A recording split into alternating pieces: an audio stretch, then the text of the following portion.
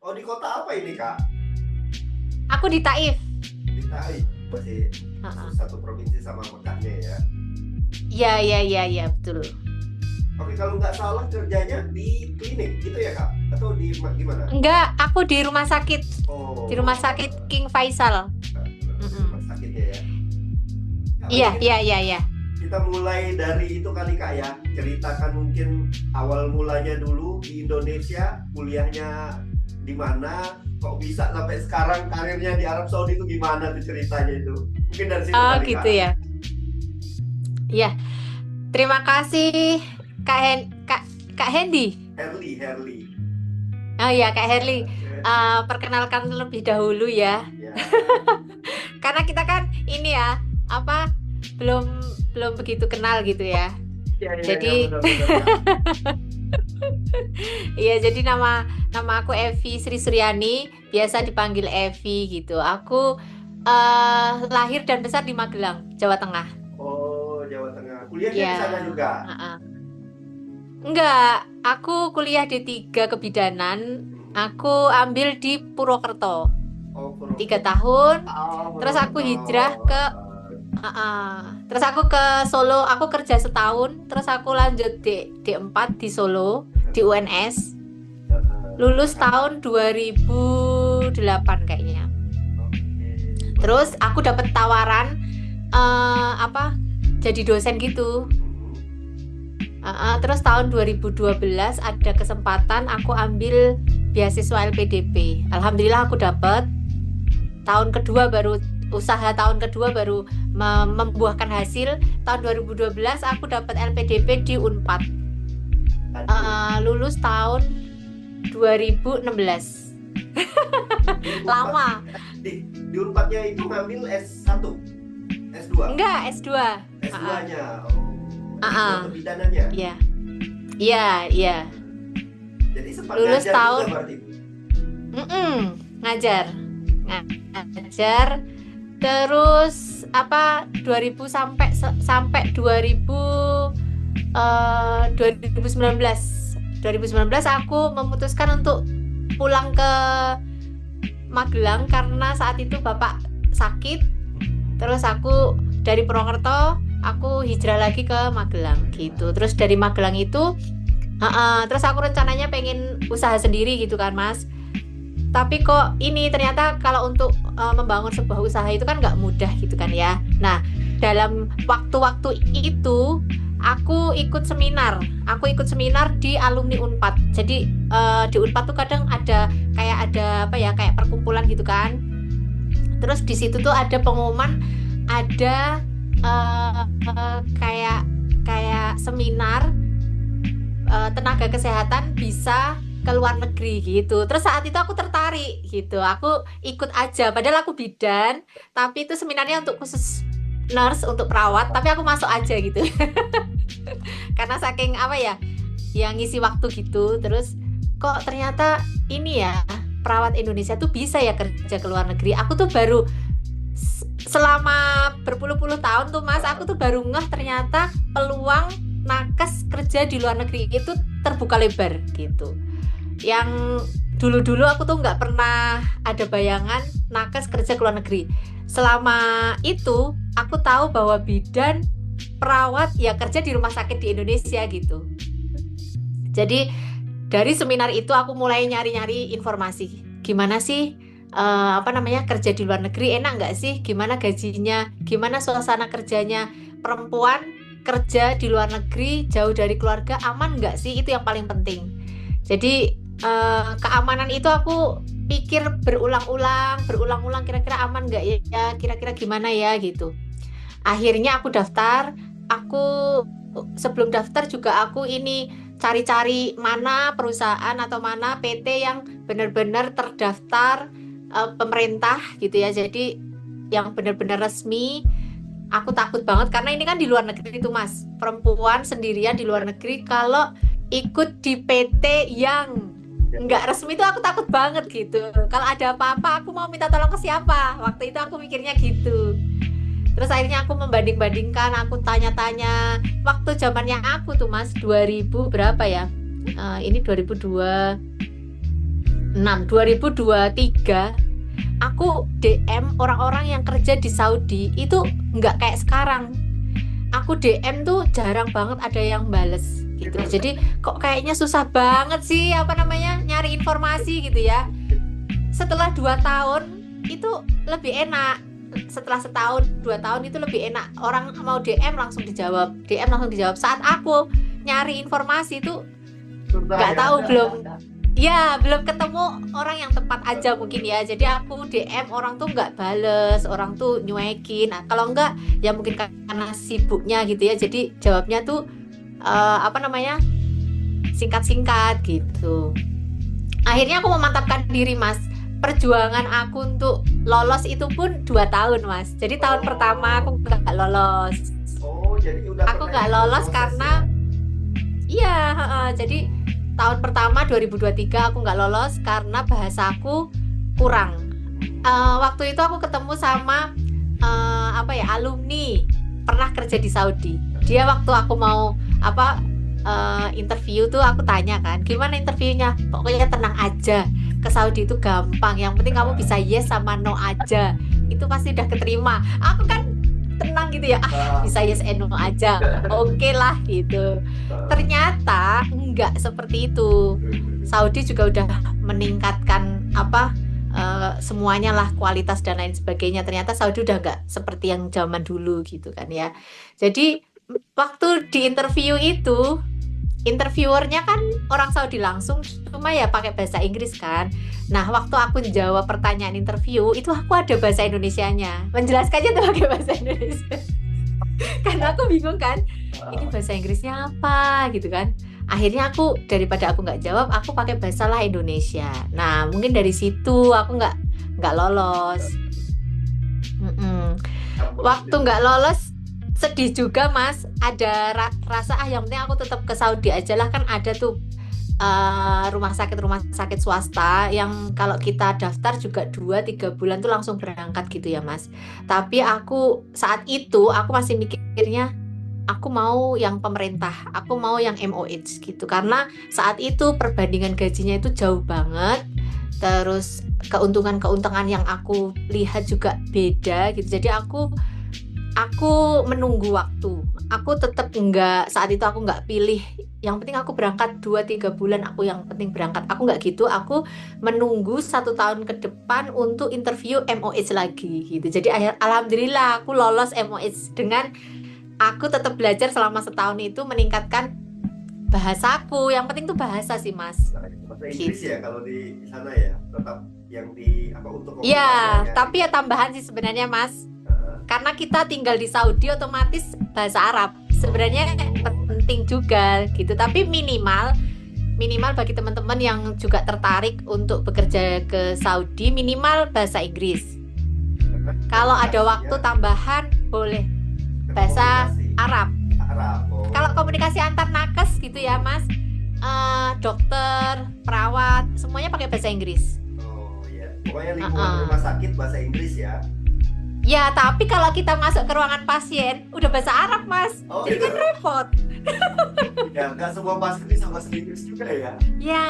Ya, apalagi beda ya kalau seandainya mungkin bagi teman-teman yang ditempatkan di Riyadh gitu ya, yang di kotanya gitu, yang di pusat kota Riyadhnya. Mungkin orang-orang udah terbiasa pakai bahasa Inggris. Tapi kalau di tempatnya aku, karena Taif itu masih ya kayak kabupaten gitu kan ya, jadi orang-orangnya masih bahasa Inggris itu pasien-pasien itu masih benar-benar ada yang nggak sama sekali nggak bisa. Ada beberapa yang udah bisa kayak yang kuliah yang ini udah bisa gitu. Tapi kalau pasien yang dari desa gitu ya nggak bisa. Jadi kan kita bingung. Aku pernah ya Mas punya pengalaman lucu. Boleh nggak cerita nih? Boleh. Jadi karena kan aku bidan, aku di bangsal maternity untuk orang melahirkan gitu kan. Jadi waktu pasien itu mau pulang, otomatis kan aku harus jelasin nih, ini obat yang harus dimakan di rumah 3 kali, 2 kali gitu kan. Nah, saat itu aku mau jelasin, untuk sonte ini bisa kamu kalau nggak bisa di rumah, kamu bisa ke puskesmas. Aku nggak tahu nih puskesmas tuh bahasa Arabnya apa gitu ya. Terus pasiennya ini nggak bisa juga bahasa Inggris, Bahasa Inggris. suaminya nggak bisa bahasa Inggris. Akhirnya kita pakai bahasa apa? Pakai bahasa ini, pakai Isyarat. bahasa isyarat, dan kita ketawa di ruangan itu tuh, ketawa semua karena nggak ada yang ngerti gitu loh. Ya Allah, jadi ya sarannya kalau seandainya memang mantep gitu ya mau kerja di Saudi, ya sering dengerin lah bahasa Arabnya tuh kayak apa, kayak gitu. Karena pertama kali aku datang ke sini denger orang Saudi bahasa Arab itu kayak orang ngaji gitu Mas, kita nggak ngerti apa-apa sama sekali.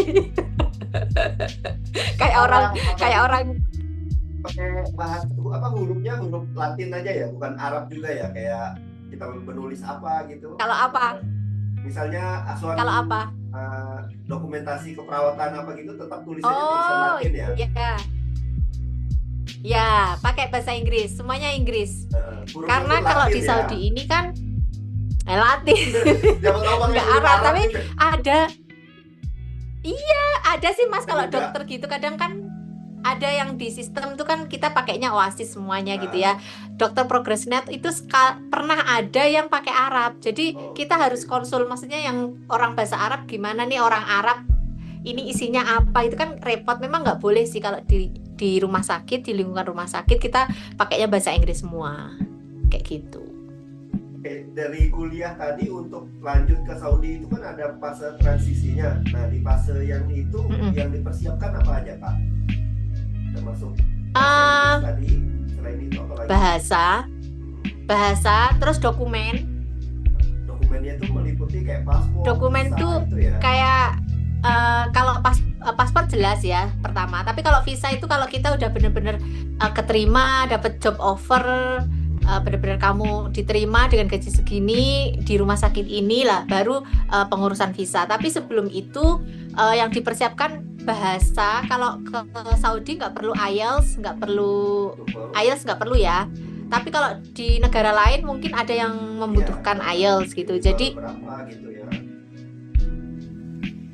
kemampuan bahasa itu ditingkatkan lah pokoknya, karena yang kita tahu di Indonesia tuh bahasa Inggris itu hanya di meja, hanya di kelas kan, ya kan Mas? Iya, benar. Padahal itu beda banget pada saat kita praktek, maksudnya pada saat kita ngomong gitu loh. Jadi kadang kita ngerti pattern-patternnya bahasa Inggris itu, kita ngerti past tense, present tense itu kita ngerti. Tapi pada saat kita ketemu orang dan kita mau menyampaikan isi pikiran kita, itu tiba-tiba mulut tuh diem Mas, karena kita mikir kalau aku ngomong gini, kalau aku ngomong gini bener nggak ya, salah nggak ya gitu. Jadi bahasa itu paling penting itu dipraktekkan. Karena aku waktu pertama kali yang gagal itu, aku ngerasa aku bahasa Inggrisnya bisa. Karena waktu IELTS mau masuk S2 aku bisa lah IELTS, aku bisa ini, terus baca dokumen, baca penelitian-penelitian dari bahasa Inggris juga bisa. Udah kepedean, padahal itu nggak sama sekali, itu kurang banget. Ternyata yang paling penting tuh kita praktek Mas gitu. Jadi kalau bahasa tuh iya betul, karena pada saat interview kita harus jelasin ini loh, mau melahirkan tuh kayak gini, prosesnya seperti ini. Itu kan dengan bahasa kita ya kan, bahasa seperti biasa tapi Inggris gitu loh. Jadi itu susahnya sih. Jadi masuklah ke lingkungan yang kita komunikasi bahasa Inggris, bisa ke les online atau apapun gitu. Bahasa itu penting. Terus yang kedua dokumen. Dokumen itu meliputi ijazah kita, CV kita, itu semuanya internasional Mas. Jadi kayak CV kita bikin yang internasional. Yes, terus dokumen-dokumen kayak ijazah itu harus ditranslate bahasa Inggris dengan translator tersumpah gitu. Karena kalau bukan translator tersumpah juga nggak bisa kayak gitu. Terus persiapkan paspor. Terus kesehatan sih, karena diperlukan medical check up kan, medical semuanya kan. Jadi kalau itu gagal pun kita udah semuanya persiapan, ternyata medical check up-nya kita nggak lolos juga nggak bisa gitu. Jadi lumayan menguras waktu, tenaga dan biaya kayak gitu. Tapi medical check up dan lain-lain itu masih di Indonesia semua ya Kak? urusan Masih belum ke arah masih ya. Terus ini apa namanya, sertifikasi kita sebagai nurse atau sebagai bidan itu diakui juga secara internasional. Kalau di Saudi itu Saudi Council ya, lewatnya Saudi Council itu, untuk dapatkan itu juga kita harus ujian. Namanya ujian prometrik. Jadi sebelum ujian prometrik juga ada beberapa tahapan. Contohnya dokumen kita masuk ke data flow. Jadi dokumen kita itu benar-benar diperiksa di Saudi dan diverifikasi apakah benar Evi ini lulusan UNS, apakah benar Evi ini lulusan Unpad. Jadi mereka data flow akan memverifikasi, mengirim email ke kampus apakah benar Evi ini kuliah tahun segini sampai segini, lulus tahun segini sampai segini, seperti itu. Karena apa namanya, takutnya ijazahnya palsu lah ya, intinya gitu. Setelah masuk data flow nanti masuk ke Mumaris, pengurusannya ke Mumaris, data-datanya dimasukkan semuanya, kita dapat nomor eligible untuk apa namanya, untuk bisa ujian. Nah, nanti ujian namanya prometrik itu 3 kali kesempatan. Sekali ujian kalau nggak salah bayarnya 5 jutaan. Kalau di Indonesia, di sini pun juga hampir sama, 5 juta, 6 juta kayak gitu. Kalau gagal kita masih punya 2 kali kesempatan. Kalau 3 kali gagal ini kita harus pulang ke Indonesia, nunggu waktu 1 tahun. Nggak bisa langsung ke Saudi lagi, nunggu waktu 1 tahun baru bisa apply lagi kayak gitu. Jadi nggak mudah sih di sini tuh sebenarnya. Tapi ya karena apa ya Mas? Karena worth it sama apa yang kita dapatkan, ya banyak juga yang apa ya, yang ngikutin, termasuk saya. Berarti ini sekarang udah tahun keberapa Kak di Saudi? Saya masih baru, masih newbie. Setahun? Masih Udah? 1 tahun. 1 tahun 1 tahun. aja. Insya Allah lanjut tahun kedua. Gitu. Ini suaraku kedengaran jelas Kak atau jauh? Jelas. Bentar. Suaraku jelas juga kan Mas? Iya. Bentar. Oh iya. Nah, lebih jelas pakai itu. Oke, bentar ya. Nah, Halo. ya oke, jelas oke. banget. Ini kan di Saudi di rumah sakit gitu kan Kak ya? Yes. Nah, itu gambaran rutinitas kerjaannya gimana tuh kalau di rumah sakit di Saudi? Ya, kita ada 3 shift ya. Kalau di rumah sakitku, karena ada beberapa rumah sakit pemerintah juga yang dua shift aja. Jadi sekali masuk 12 jam. Terus nanti iya. dalam 1 minggu 3 hari libur. Itu kalau yang 12 jadi jam. lebih panjang liburnya ya. Cuma kerjanya juga lebih panjang. 3 hari libur. Yes, tapi kalau aku di rumah sakitnya aku tuh 3 kali. 3 kali shift, 2 hari libur dalam 1 minggu. Gitu. Berarti setelah Terus dinas kalau malam dinas baru pagi, libur. Ya, tapi karena kita lagi shortage of nurse gitu ya. Jadi di masing-masing ward itu kekurangan tenaga gitu ya. Jadi kadang aku lumayan nih, kayak kemarin hari ini aku off ya. Jadi kemarin aku libur, hari ini aku libur, besok masuk siang. Lumayan bisa istirahat banget gitu lah. Tapi kemarin minggu-minggu kemarin kadang dalam 1 bulan itu kita liburnya itu kayak nggak libur Mas. Hanya kayak lepas aja. Dari malam lepas. Besok kerja lagi. Gitu. Aduh, kalau yang dapat kayak gitu tuh bener-bener pegel-pegel semua sih. Gitu. Ini Pendek ya. Alhamdulillah aku dapat 2. Kalau yang panjang kayak gini aku bisa umroh, bisa kemana gitu. Tapi kalau yang cuma lepas terus masuk lagi, udah nggak bisa kemana-mana Mas, cuma tidur, bangun. Besoknya kerja lagi gitu ya. Betul. Karena aku sebenarnya belum pernah ya pengalaman kerja di rumah sakit besar di di Indonesia gitu. Jadi untuk membandingkannya aku nggak begitu bisa pasti membandingkan. Tapi aku yakin setiap pekerjaan pasti ya seperti itulah Mas. Ada capeknya, ada lelahnya. Nggak semua pekerjaan itu seperti hobi kan ya Mas. Jadi ya dinikmati aja gitu. Kadang aku mikirnya gitu, karena kalau aku mikirnya cuma capek terus nanti aku nggak bisa menikmati hidup Iya. kan, aku malah sakit gitu kan, sedangkan aku di sini sendiri gitu. Jadi ya gimana caranya aku mencari apa ya, mencari alhamdulillah Eh, tadi eh. gitu Mas. Dinikmatilah pokoknya gitu Heeh. ya. Tapi Betul kayak betul.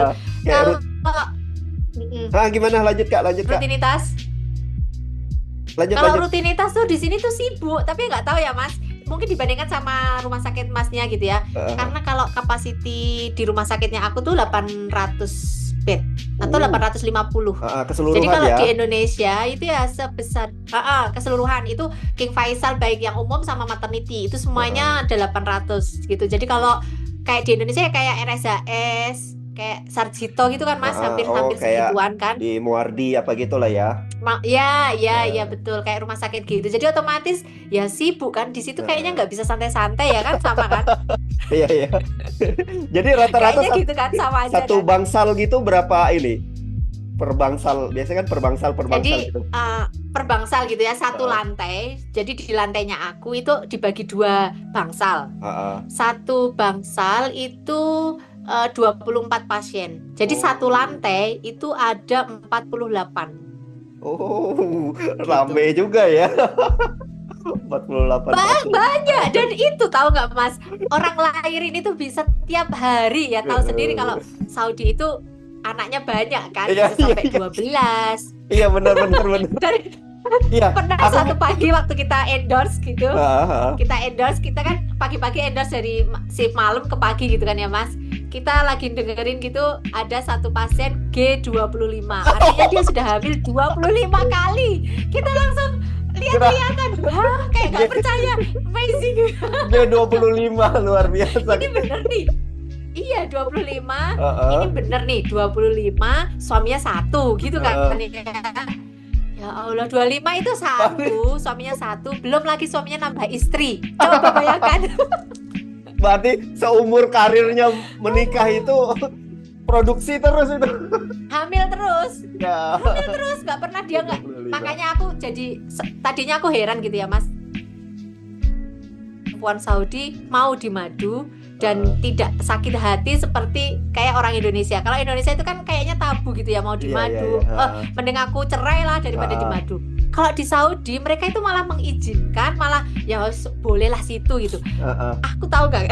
Mungkin loh ya, mungkin mereka tuh kelelahan Mas. Mereka tuh kelelahan. Jadi kalau suaminya mau punya istri lagi, situlah bolehlah gitu. Karena aku lelah. Ya aku sempat ada baca juga kayak gitu, memang terkenalnya gitu ya, sampai G25 ya. Menurut cerita teman-teman ya, gitu sih. Percaya nggak percaya? Banyak anak katanya aku gitu. Aku masuk ke ruangannya. Aku masuk ke ruangannya. Aku penasaran kan, kayak apa sih ibunya gitu kan. Ya sehat, ya masih biasa aja. Dan anak pertama itu kayak adiknya. Kayak adiknya kayak apa?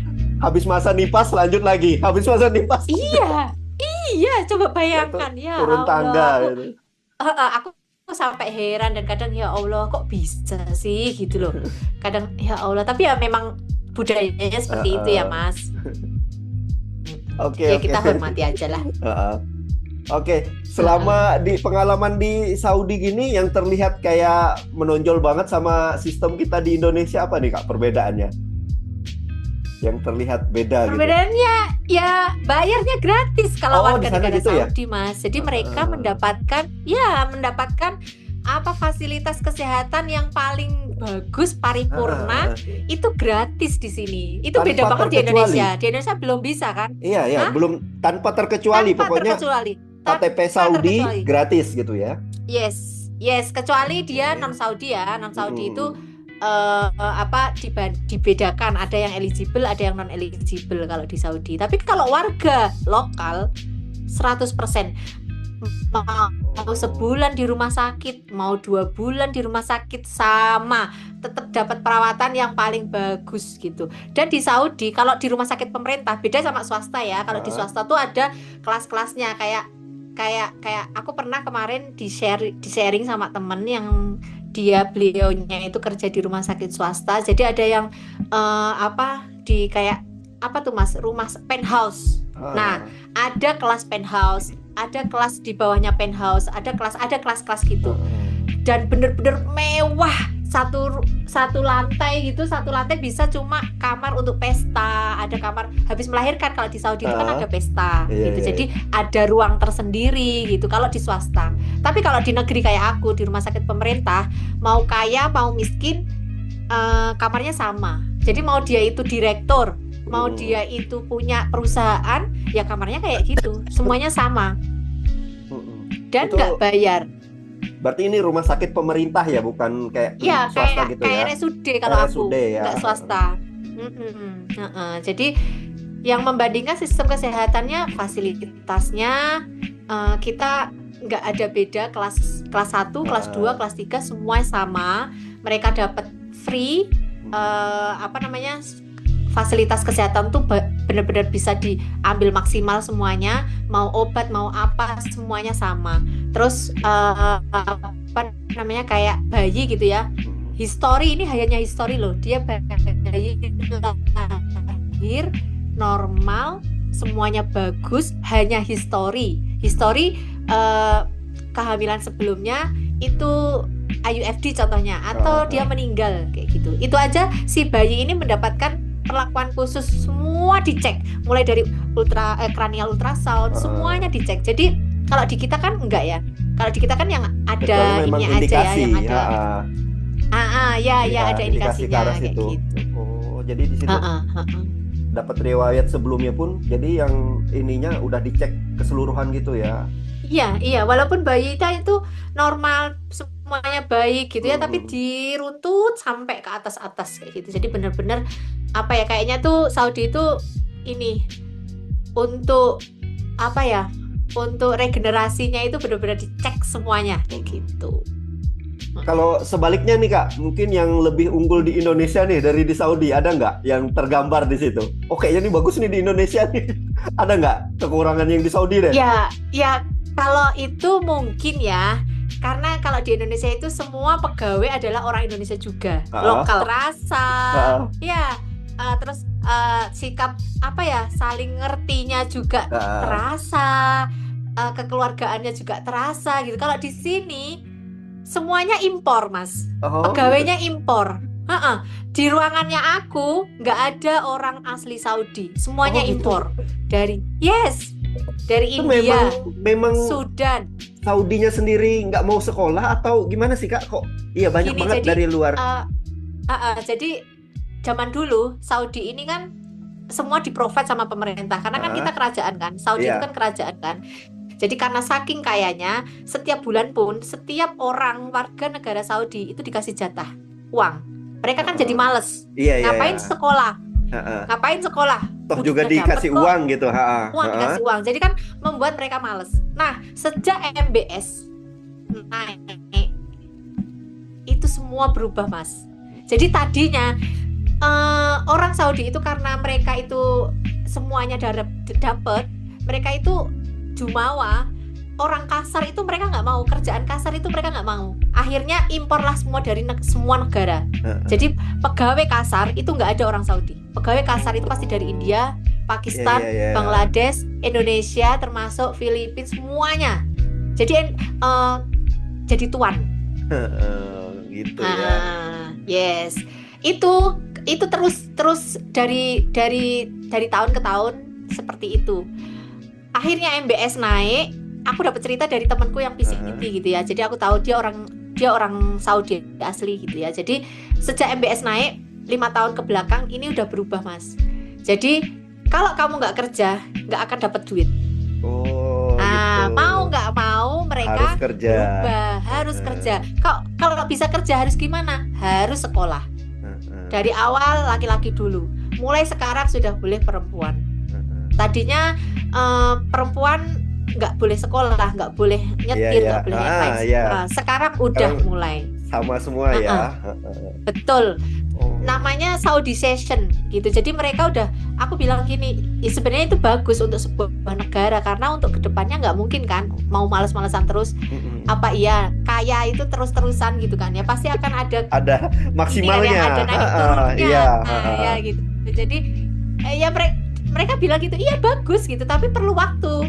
Kita kan biasa males bangun siang, terus kita harus benar-benar disiplin dan lain sebagainya. Jadi perlu waktu katanya gitu. Itu jadi ya karena Saudi ini semuanya impor, jadi butuh kayak saya butuh lebih effort untuk bisa memahami nggak hanya budaya Saudi juga, tapi budaya negara lain yang jadi yang coworker saya.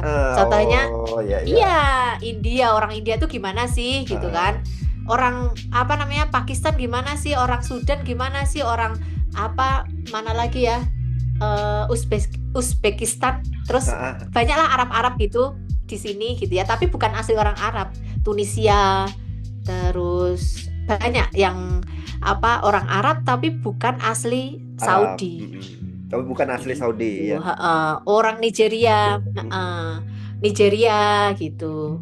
Jadi ya lebih banyak effort untuk bahasa Inggrisnya kok beda banget sih gitu-gitu kan. Kalau orang kita ngomong sama orang apa namanya orang Nigeria contohnya, bahasa Inggrisnya kan beda banget. Jadi kita aduh gimana ini belajar lagi kayak gitu Mas. Menyesuaikan lagi gitu. Menyesuaikan beda kalau di Indonesia. Kita mau jelasin ke pasien, mau jelasin ke dokter, mau jelasin ke siapa, kita enak aja lah kayak gitu. Kalau di sini aduh mikir lagi gimana ini ngomongnya. Oke. Oh, aku ngiranya gitu di rumah sakit gitu tetap ada ini perawat Arab apa gitu. Rupanya kayak gitu ya ceritanya. Nggak ada. Jadi negara orang Arab lain itu semua menduduki posisi-posisi penting Mas. Kalau posisi penting itu harus Saudi memang. Di manajerialnya berarti ya, direktur gitu kayak ya. Kayak direktur of nursingnya harus Saudi, wakilnya harus Saudi, ini bagian ininya harus Saudi kayak gitu. Oke, oh itu ternyata. Kalau orang non Saudi nggak bisa di posisi-posisi ini. Jadi posisi kunci tetap Saudi ya. Negaranya pinter lah ya Mas, nggak mau dong di ini sama orang lain ya kan. Berarti misal ya, sewaktu-waktu orang-orang yang kerja ini cabut ke negaranya masing-masing, hampir nggak ada nakes berarti ya di Saudi ya? Iyalah, baru tahun depan itu baru ada nurse yang sekolahnya lulus. Oh, baru angkatan berarti 5 tahun belakang ini ya.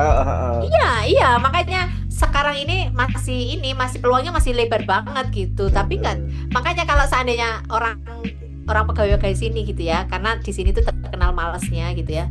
Kalau kita berangkat jam 7 Mas, orang Saudi itu berangkat jam 8. Terus kalau ya benar, kalau kita tuh kerja beneran gitu kan ya, apa ngurusin pasien gitu ya, orang Saudi minum kopi Starbucks sambil makan donat. Coba. Karena dia ya itulah udah perbedaannya gitu. Makanya dari awal udah dimanjakan sama negaranya ya. Betul gitu. Jadi kadang kita kalau guyon gitu ya. Kalau kita semua pegawai nih kadang kan kalau kekurangan pegawai gitu kayak sekarang ini kerja harusnya 8 jam jadi 10 jam sampai 11 jam belum selesai baru kita pulang. Kadang ada rasa lelah gitu kan ya. Pada saat lelah-lelah gitu kita guyon gitu. Kalau seandainya kita semua meninggalkan Saudi, mau jadi apa ini Saudi nih? Nggak ada yang nolong. Dokter dan lainnya pun impor semua mereka kan ya. Bisa bayar kan Mas? Mereka bisa bayar, tapi untuk melakukan sendiri kan kadang nggak bisa kan? Karena mereka nggak mau. Kadang tuh Mas, kita itu sampai kadang los dodo gitu ya sama pasien itu, dia udah G10 contohnya atau G13 lah, udah 13 kali melahirkan, udah 13 kali punya anak, mau nyusuin aja mereka tuh nggak mau Mas. Mereka itu kalau habis ngelahirin bayinya di apa namanya dicantikin, difoto. Habis difoto, udah mereka pengen apa ya, mindah bayinya itu ke nursery. Jadi dia nggak mau merawat. Jadi ya itulah orang Saudi itu makanya banyak kan. Iya, makanya aku heran bisa ya. Dia udah ngelahirin 10 kali, 13 kali kok mau nyusuin aja dia nggak mau gitu.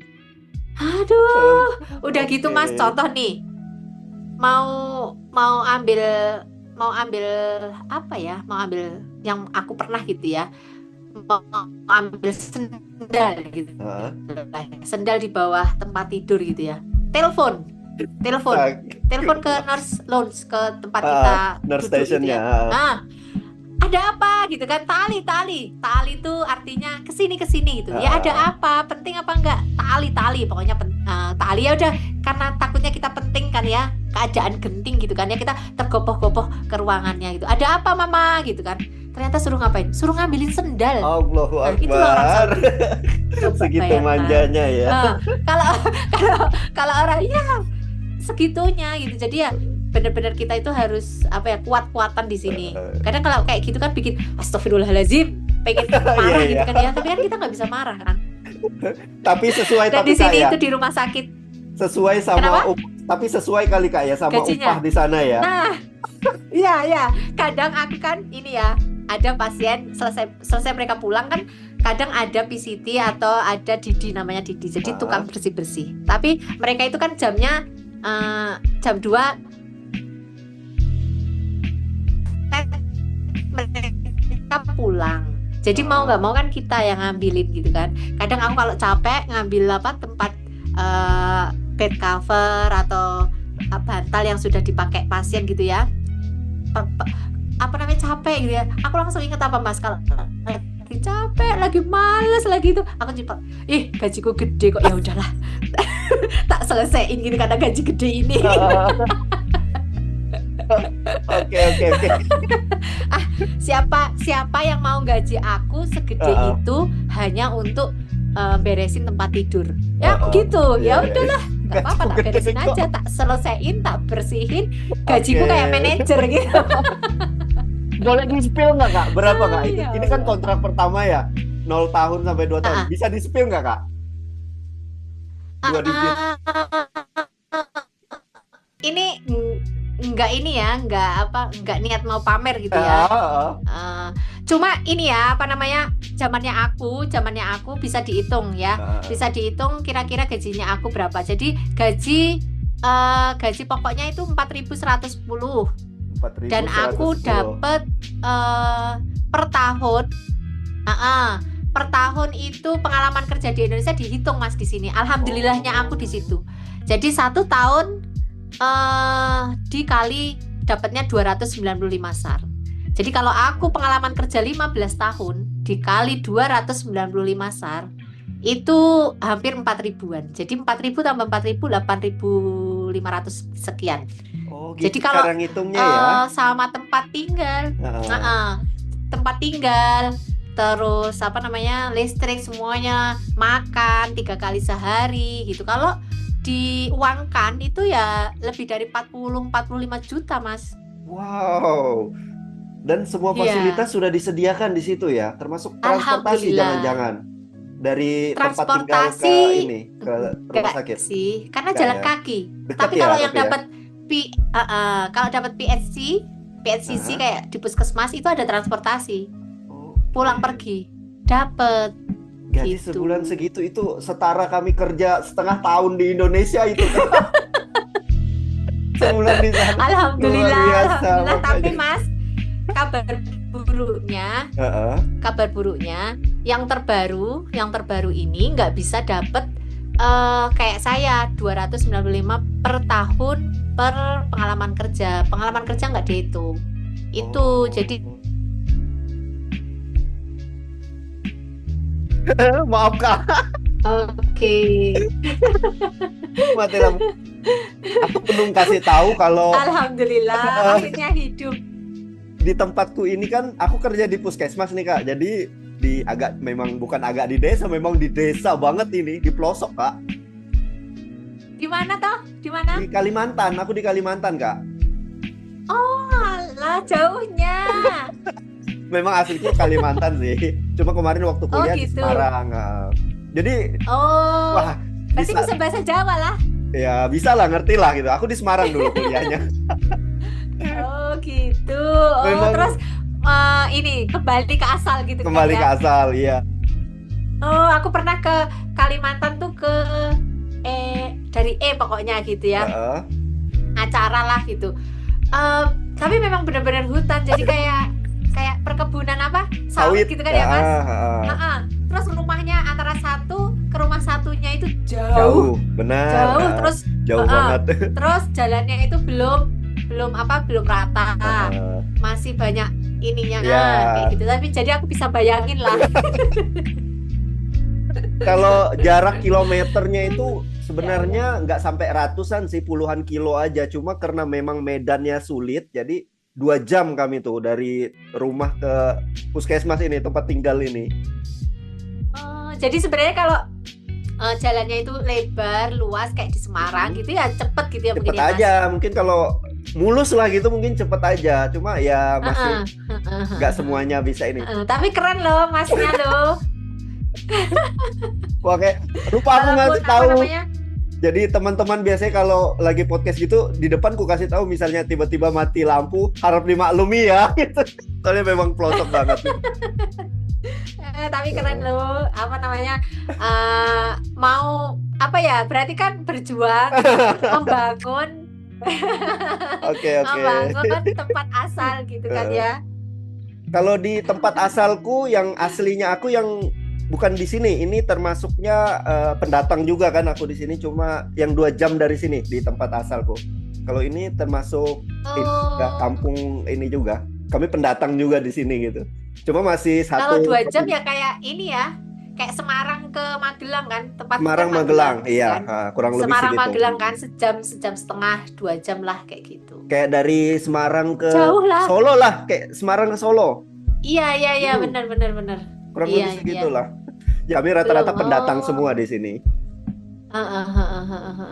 Oh, udah PNS semua tapi ya. 2000 rata-rata, karena di puskesmas kan ya nggak ada sih kalau bukan PNS yang mau ditempatkan sih.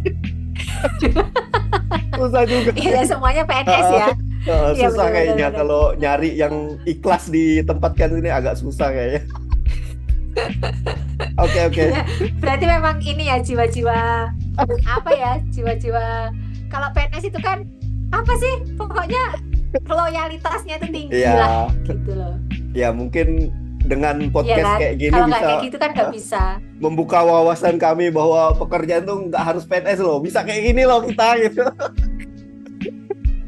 Banyak juga loh Kak, walaupun kami yang PNS gini. Temenku ada 2 orang loh, Heeh. 2 orang keluar dari PNS loh.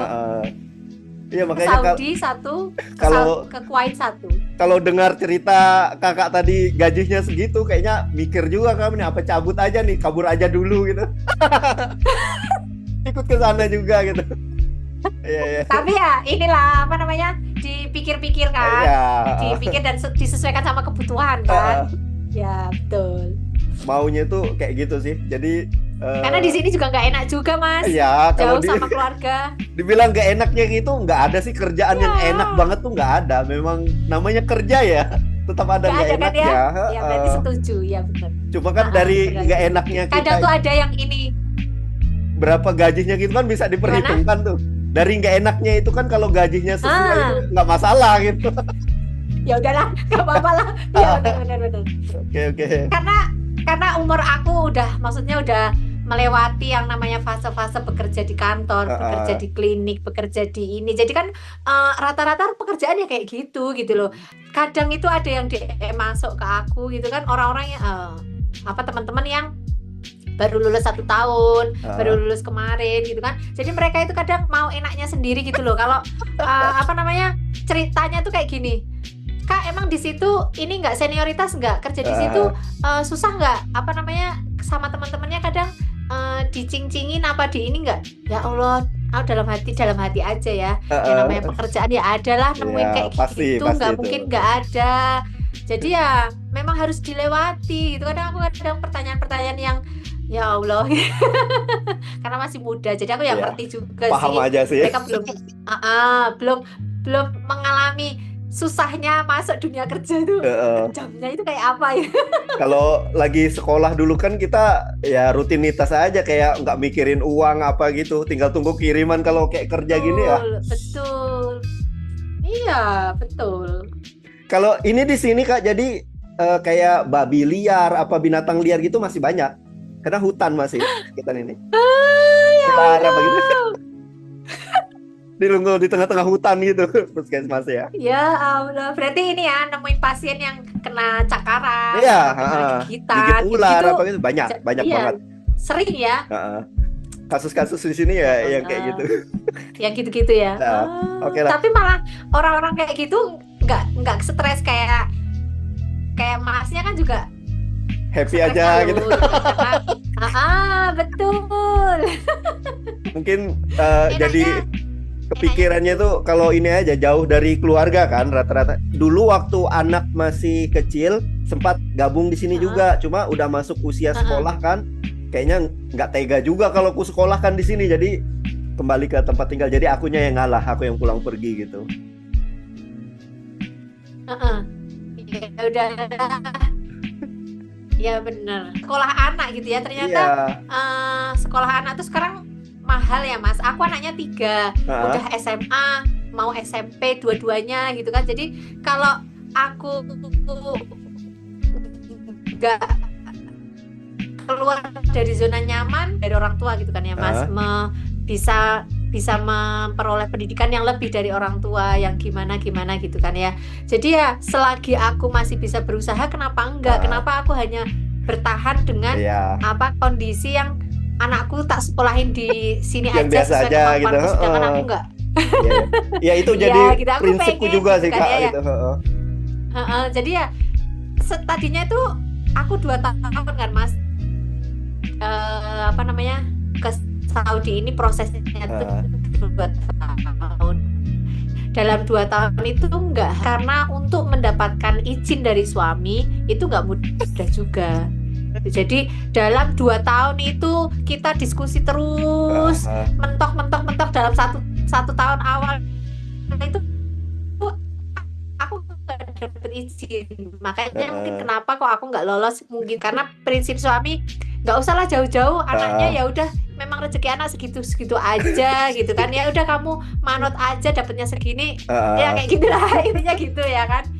Tapi aku pengen gitu, aku pengen punya kayak gini loh ya, aku pengen anakku gini loh, gini. Jadi akhirnya kalau tujuannya aku tetap nggak dapat izin waktu itu. Tapi karena karena alasannya aku rubah Mas. Jadi suatu sore ya. Suatu sore itu ya, aku kenapa akhirnya aku dapat izin nih Mas. Tadinya kan aku nggak pernah dapat izin, karena kamu tuh perempuan, ngapain jauh-jauh gitu kan, ngapain nyari duit banyak gitu kan, ya buat sekolah anak, buat gini gitu. Itu tetap mental nggak boleh izin. Akhirnya suatu sore itu kita ngomongin, karena ada saudara kita yang usianya tuh cuma 1 tahun di atas kita, 1 atau 2 tahun gitu ya, tapi udah mau haji. Nah saat itu aku bilang, ya ini loh Mbak siapa gitu ya, saudara kita udah mau haji loh ya, kok kita daftar aja belum ya? Nek tahun sekarang aja belum daftar, kita mau umur berapa ya?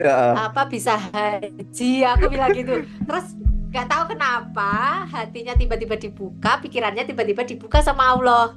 Tiba-tiba dari percakapan itu suamiku jawab, nek kamu pengen haji dan kamu mau kerja ke Saudi karena mau haji, aku mengizinkan. Dia bilang gitu. Jadi dari awal niatnya kamu harus dirubah, kayak gitu. Jadi dari situlah aku dapat restunya dari jalur itu ya. Ternyata omonganku aku nggak ada niat mau gimana lah biar aku dapat izin, enggak juga. Tiba-tiba aku ngomongin itu dan tiba-tiba suamiku jawabnya gitu, kalau kamu niatnya mau haji ke sana, aku ngizinin. Tapi kalau kamu niatnya untuk nyekolahin anak, untuk gini, aku tetap nggak ngizinin. Nah dari situ aku langsung dapat izinnya dari jalur haji.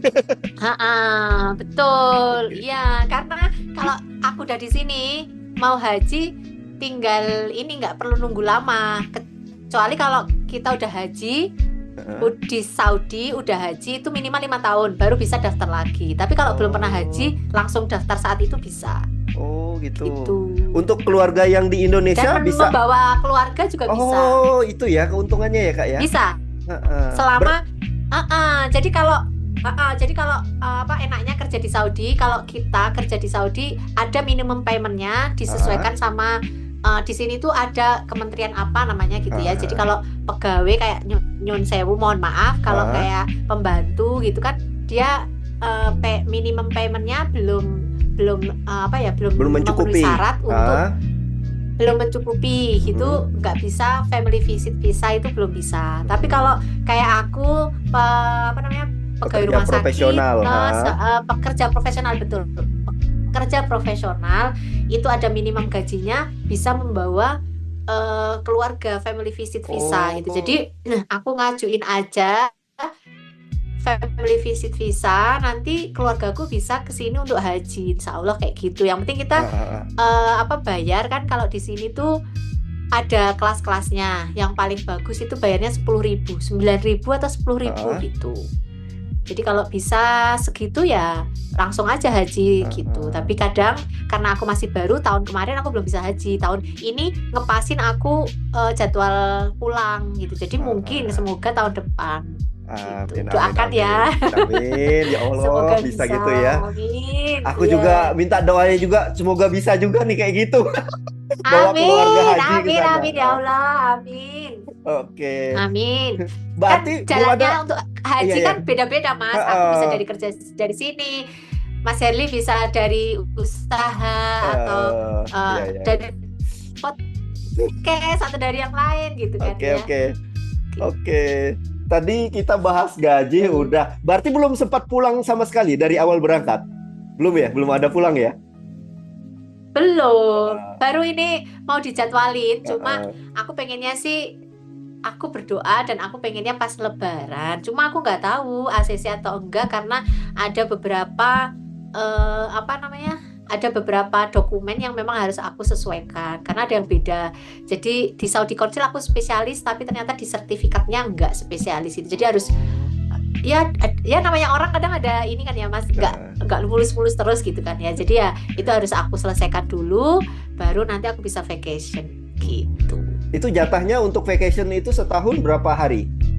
Ya, jadi tadi yang ditanya sama Mas Herli kan sistem kesehatannya Ah, di Saudi itu lebih lebih lebih apa dibanding di Indonesia iya. ya. Salah satunya adalah vacation itu. Jadi dari semua pegawai kita mendapatkan jatah cuti dalam 1 tahun 36 hari plus kayak kita ada harusnya libur tapi masuk gitu kan. Terus ada di sini tuh ada 2 waktu untuk kita bisa ngambil apa cuti banyak itu di Idul Fitri dan Idul Adha. Jadi kalau kita kerja di Idul Fitri dan Idul Adha nanti apa namanya dapat kompensasinya panjang, lebih panjang. Diganti Untuk libur. liburnya di belakang gitu ya. Jadi kayak aku ini dapat libur 48 hari. Oh, Lumayan kan, Mas? sebulan lebih ya. Jadi pulang gitu 46 puas ya. atau 48. Ya, betul. Terus satu lagi, gaji di sini itu 100% masuk ke rekening kita tanpa potongan pajak sama sekali. 0%. Gitu. Kalau Jadi enaknya kenapa orang milih ke Saudi karena nggak ada pajak sama sekali ada di sini. pajak bener ya. Kalau kita Nggak ada Indonesia sama tuh sekali. semua Pajaknya banyak kan, dipajaki. Mas? Pokoknya di mana bumi dipijak, di situ kita dipajak pokoknya. Kalau di sana bebas ya pajak ya. Iya, kecuali kalau jajan atau belanja barang mewah ya tetap ada pajaknya sih di sini gitu. Terus kalau kita mau apa namanya? Beli barang gitu ya, Mas. Kalau di Indonesia kan ada Shopee Pay gitu kan ya. Pay later gitu kan ya. Nah, di sini juga sudah mulai ada tapi nggak ada interestnya sama sekali. 3 bulan, 4 bulan, 6 bulan itu nggak ada interestnya, nggak ada bunga sama sekali. Kecuali kita ngambil 2 tahun. Itu ada bunga. Ini tuh ya karena negara Islam gitu ya, Muslim gitu ya. Jadi apa-apa tuh sama pemerintah udah dipikirkan gitu loh. Ini masuk ke riba apa enggak biar enggak jadi riba itu gimana kayak gitu-gitu sih. Oke. Ya alhamdulillah lah. Terakhir nih Kak, saran sih Kak ya. Kalau misal nih untuk teman-teman yang pengen juga berkarir sama kayak Kakak di Saudi gini, kira-kira apa nih yang bisa Kakak sarankan untuk mau yang masih sekolah kali atau kayak kami yang udah kerja mau ke sana juga, apa nih yang bisa Kakak sarankan atau bisa di ini kan dulu deh bayangannya gimana gitu. Ya pokoknya ini sih apa namanya, pertama ya tadi ya yang udah aku sampaikan selalu gitu ya, tingkatkan skill dan bahasa gitu ya. Itu Jadi penting banget ya. Bahasa penting banget. Kamu mau ke negara manapun yang penting bisa bahasa Inggris. plus tambahan skill bahasa negara setempat itu juga poin juga gitu kan. Terus tadi dokumen sama apa paspor harus disiapin walaupun kita belum tahu nih kita kemana. Bikin aja paspor dulu gitu kan. Iya, iya. Jadi dari Karena paspor sekarang kan udah membuka. online gitu, lebih mudah. Lebih mudah. Itu kan mungkin juga Allah ini kan membuka, maksudnya oh kamu udah niat nih dari bikin paspor dulu kan gitu ya. Jadi bikinlah paspor, dokumen juga bahasa Inggris gitu ya. Terus ini apa namanya? Apa ya? Tahu kondisi apa ya namanya negara yang mau dituju tuh seperti apa, Pelajari budayanya dulu seperti ya. apa, pelajari dulu Ya. gitu kan. Kamu sukanya kemana sih, tujuan why you go to luar negeri itu mau ngapain sih. Terus apa namanya, buka apa ya, kayak jadi punya kenalan, punya apa sih, kayak punya apa Relasi ya, cari relasi. relasi ya, betul cari relasi, cari ya relasi tadi. Dengan relasi tadi kamu bisa tanya-tanya, sekarang cari-cari teman-teman dari luar negeri, cari orang-orang yang mungkin aku dulu pertama kali juga masuk ke Hai Lokal, kayak orang-orang luar negeri seluruh dunia itu masuk di situ gitu ya. Jadi kita punya kenalan orang-orang luar negeri, kita bisa ngomong bahasa secara internasional kayak gitu. Jadi kita nggak terkungkung cuma di situ aja kayak gitu. Perluas aja lah perkawanannya gitu. Dari situ jadi kita terbuka. Oh ternyata kalau di Saudi tuh kerjaannya gini ya. Beda nggak sih sama yang di Jerman gitu kan? Sekarang ini banyak juga yang ke Jerman. Terus Saudi. kalau di Kuwait itu ya benar. Terus Kuwait tinggi juga ya Kak ya. Itu malah bayarnya tinggi G2G. juga. Jadi dari government to government.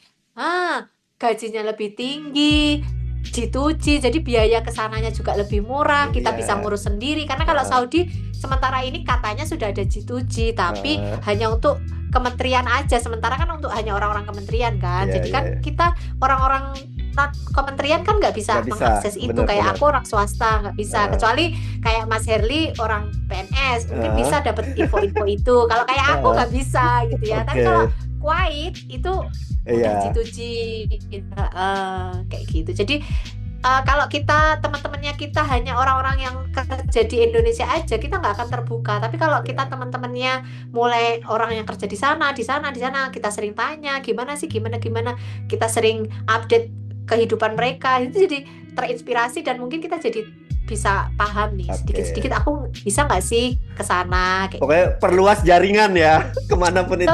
Betul itu penting, perluas jaringan itu penting gitu. Bahasa, dokumen, perluas jaringan gitu.